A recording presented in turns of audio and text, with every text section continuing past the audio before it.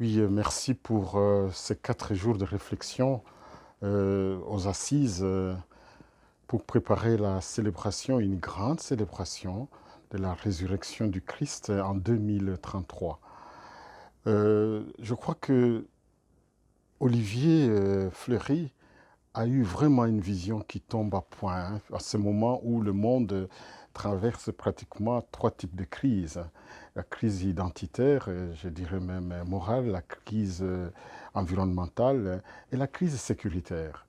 Or, si nous pouvons nous référer à notre évangélisation, je crois que le Christ a été l'homme qui nous a mis sur les traces et même sur la route qu'il faut, euh, je vais dire, parcourir pour arriver à comprendre l'homme et pouvoir l'aider peut-être à sortir de ce genre de crise.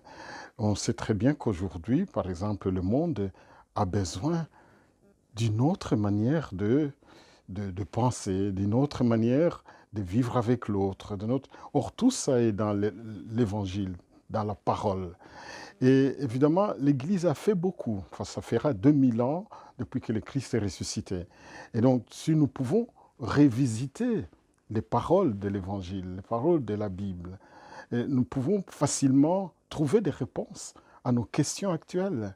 Mais malheureusement, il y en a très peu aujourd'hui qui sont prêts à témoigner du Christ vivant. Et Olivier, en ayant cette vision qu'il a partagée avec quelques hommes autour de lui, ces gens se sont donnés et ils l'ont soutenu. Et aujourd'hui, ça fait un grand projet pour lequel nous tous, nous sommes vraiment investis pour que l'Esprit Saint nous accompagne afin de faire encore revivre, si vous voulez, cet amour de l'autre, ce respect de l'environnement et peut-être même cette vision d'éducation autrement de nos enfants, parce que c'est là où il faut investir dans notre jeunesse de demain.